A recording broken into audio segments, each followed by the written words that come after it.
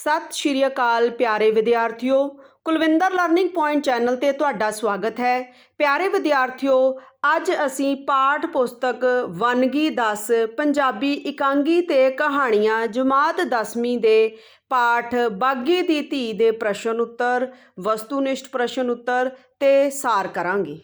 ਪਿਆਰੇ ਵਿਦਿਆਰਥੀਓ, ਸਭ ਤੋਂ ਪਹਿਲਾਂ ਅਸੀਂ ਬਾਗੀ ਦੀ ਧੀ ਕਹਾਣੀ ਦਾ ਸਾਰ ਕਰਾਂਗੇ। ਇਸ ਦਾ ਪ੍ਰਸ਼ਨ ਹੈ, ਗੁਰਮੁਖ ਸਿੰਘ ਮੁਸਾਫਿਰ ਦੀ ਕਹਾਣੀ ਬਾਗੀ ਦੀ ਧੀ ਦਾ ਸਾਰ ਆਪਣੇ ਸ਼ਬਦਾਂ ਵਿੱਚ ਲਿਖੋ। ਉੱਤਰ, ਦੇਸ਼ ਦੀ ਆਜ਼ਾਦੀ ਦੀ ਲਹਿਰ ਸਮੇਂ ਜਦੋਂ ਪੁਲਿਸ ਕਿਸ਼ਨ ਸਿੰਘ ਨੂੰ ਗ੍ਰਿਫਤਾਰ ਕਰਨ ਆਈ ਤਾਂ ਉਸ ਸਮੇਂ ਉਸ ਦੀ 12 ਕੁ ਵਰ੍ਹੇ ਦੀ ਧੀ ਲਾਜ ਨੂੰ 102 ਡਿਗਰੀ ਬੁਖਾਰ ਸੀ। ਉਸ ਦੀ ਪਤਨੀ ਸ਼ਰਨ ਕੌਰ ਵੀ ਇਸਤਰੀਆਂ ਦੀ ਇੱਕ ਮੀਟਿੰਗ ਵਿੱਚ ਗਈ ਹੋਈ ਸੀ। ਕਿਸ਼ਨ ਸਿੰਘ ਨੂੰ ਲਾਜ ਦੀ ਬਿਮਾਰੀ ਦਾ ਫਿਕਰ ਸੀ, ਪਰੰਤੂ ਉਸਨੇ ਉਸਨੂੰ ਬੇਫਿਕਰ ਹੋ ਕੇ ਜੇਲ੍ਹ ਜਾਣ ਲਈ ਪ੍ਰੇਰਿਆ। ਕਿਸ਼ਨ ਸਿੰਘ ਲਾਜ ਨੂੰ ਘਰ ਆਈ ਆਪਣੀ ਭੈਣ ਵੀਰਾਂਵਾਲੀ ਦੇ ਹਵਾਲੇ ਕਰਕੇ ਆਪ ਪੁਲਿਸ ਵਾਲਿਆਂ ਨਾਲ ਟਾਂਗੇ ਤੇ ਸਵਾਰ ਹੋ ਗਿਆ। ਦੂਜੇ ਪਾਸੇ ਕੌਮੀ ਝੰਡਾ ਹੱਥ ਵਿੱਚ ਫੜ ਕੇ ਇਸਤਰੀਆਂ ਦੇ ਜਲੂਸ ਦੀ ਅਗਵਾਈ ਕਰਦਿਆਂ ਸ਼ਰਨ ਕੌਰ ਨੇ ਵੀ ਗ੍ਰਿਫਤਾਰੀ ਦੇ ਦਿੱਤੀ। ਉੱਥੇ ਕਿਸ਼ਨ ਸਿੰਘ ਨੇ ਬੀਬੀਆਂ ਦੇ ਜੇਲ੍ਹ ਅਧਿਕਾਰੀਆਂ ਨਾਲ ਝੰਡੇ ਸੰਬੰਧੀ ਹੋ ਰਹੇ ਝਗੜੇ ਨੂੰ ਵੀ ਨਿਪਟਾਇਆ ਤੇ ਫਿਰ ਦੋਵੇਂ ਪਤੀ ਪਤਨੀ ਵੱਖ-ਵੱਖ ਵਾਰਡਾਂ ਵਿੱਚ ਕੈਦ ਕਰ ਦਿੱਤੇ ਗਏ। ਲਾਜ ਦਾ ਬੁਖਾਰ ਟੁੱਟਣ ਮਗਰੋਂ ਵੀਰਾਂਵਾਲੀ ਉਸ ਨੂੰ ਆਪਣੇ ਘਰ ਲੈ ਗਈ।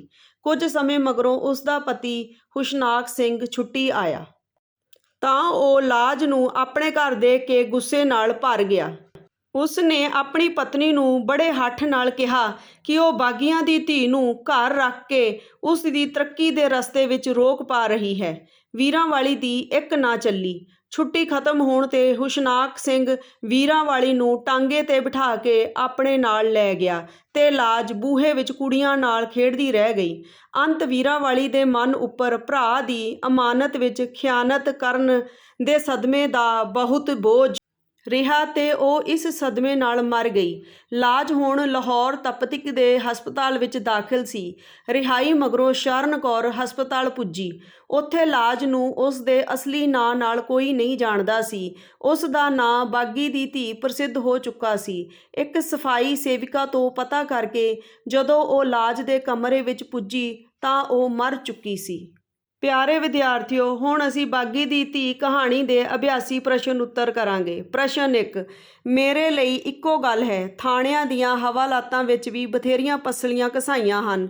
ਕਿਸ਼ਨ ਸਿੰਘ ਨੇ ਇਹ ਸ਼ਬਦ ਕਿਉਂ ਕਹੇ? ਉੱਤਰ, ਇਹ ਸ਼ਬਦ ਕਿਸ਼ਨ ਸਿੰਘ ਨੇ ਥਾਣੇਦਾਰ ਨੂੰ ਉਦੋਂ ਇਸ ਕਰਕੇ ਕਹੇ ਜਦੋਂ ਉਹ ਉਸ ਨੂੰ ਗ੍ਰਿਫਤਾਰ ਕਰਨ ਲਈ ਆਇਆ ਕਹਿ ਰਿਹਾ ਸੀ ਕਿ ਉਹ ਛੇਤੀ ਤੁਰ ਪਏ। ਜੇਕਰ ਇੱਥੇ ਦੇਰ ਹੋ ਗਈ ਤਾਂ ਉਸ ਨੂੰ ਥਾਣੇ ਦੀ ਹਵਾਲਾਤ ਵਿੱਚ ਰਹਿਣਾ ਪਵੇਗਾ, ਜਿੱਥੇ ਕੈਦੀ ਨੂੰ ਕੋਈ ਸਹੂਲਤ ਨਹੀਂ ਮਿਲਦੀ। ਇਹ ਸੁਣ ਕੇ ਕਿਸ਼ਨ ਸਿੰਘ ਨੇ ਕਿਹਾ ਉਸ ਨੂੰ ਕੋਈ ਫਰਕ ਨਹੀਂ ਪਵੇਗਾ।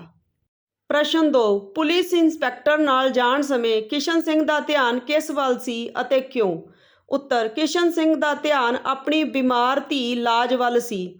ਉਹ ਬੁਖਾਰ ਨਾਲ ਤਪ ਰਹੀ ਸੀ। ਉਸ ਦੀ ਪਤਨੀ ਵੀ ਘਰ ਨਹੀਂ ਸੀ। ਇਹ ਉਸ ਦੀ ਪਰੇਸ਼ਾਨੀ ਦਾ ਕਾਰਨ ਸੀ।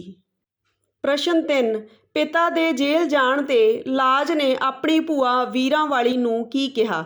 ਉੱਤਰ, ਪਿਤਾ ਦੇ ਜੇਲ੍ਹ ਜਾਣ ਤੇ ਲਾਜ ਨੇ ਵੀਰਾਂਵਾਲੀ ਨੂੰ ਕਿਹਾ ਕਿ ਬੁਖਾਰ ਤੋਂ ਰਾਜੀ ਹੋ ਕੇ ਉਹ ਵੀ ਪਿਤਾ ਜੀ ਕੋਲ ਜੇਲ੍ਹ ਚਲੀ ਜਾਵੇਗੀ। ਆਪਣੇ ਦੇਸ਼ ਵਾਸਤੇ ਜੇਲ੍ਹ ਜਾਣਾ ਕੋਈ ਮਾੜੀ ਗੱਲ ਨਹੀਂ ਹੈ।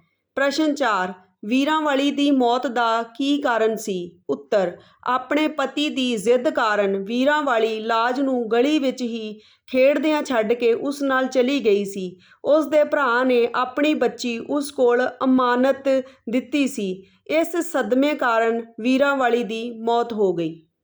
ਪ੍ਰਸ਼ਨ 5, ਹੁਸ਼ਨਾਕ ਸਿੰਘ ਆਪਣੇ ਸਾਲੇ ਦੀ ਧੀ ਲਾਜ ਨੂੰ ਆਪਣੇ ਘਰ ਵਿੱਚ ਕਿਉਂ ਨਹੀਂ ਸੀ ਰੱਖਣਾ ਚਾਹੁੰਦਾ?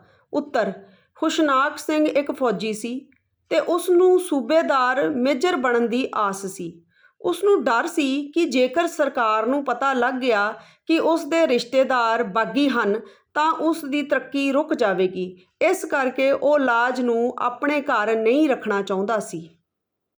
ਪ੍ਰਸ਼ਨ 6, ਕਿਸ਼ਨ ਸਿੰਘ ਨੇ ਬੀਬੀਆਂ ਨੂੰ ਜੇਲ੍ਹ ਅੰਦਰ ਝੰਡਾ ਨਾ ਲਹਿਰਾਉਣ ਬਾਰੇ ਕਿਵੇਂ ਸਮਝਾਇਆ? ਉੱਤਰ, ਜੇਲ੍ਹ ਦੇ ਦਰਵਾਜ਼ੇ ਅੱਗੇ ਬੀਬੀਆਂ ਦਾ ਝੰਡੇ ਨੂੰ ਲੈ ਕੇ ਪੁਲਿਸ ਨਾਲ ਝਗੜਾ ਹੋ ਗਿਆ।